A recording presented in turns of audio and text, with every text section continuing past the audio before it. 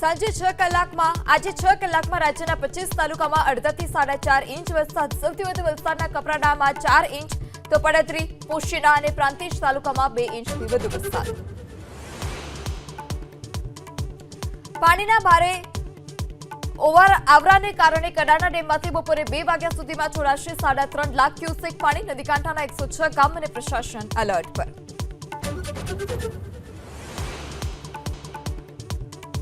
સોમવારથી ચોમાસું સત્ર પહેલા વિધાનસભાની કામકાજ સલાહકાર સમિતિની બેઠક. શંકરભાઈ ચૌધરી, મુખ્યમંત્રી ભૂપેન્દ્ર પટેલ સહિત સિનિયર મંત્રી અને કોંગ્રેસના નેતા સરીશ પરમાર બેઠકમાં ઉપસ્થિત.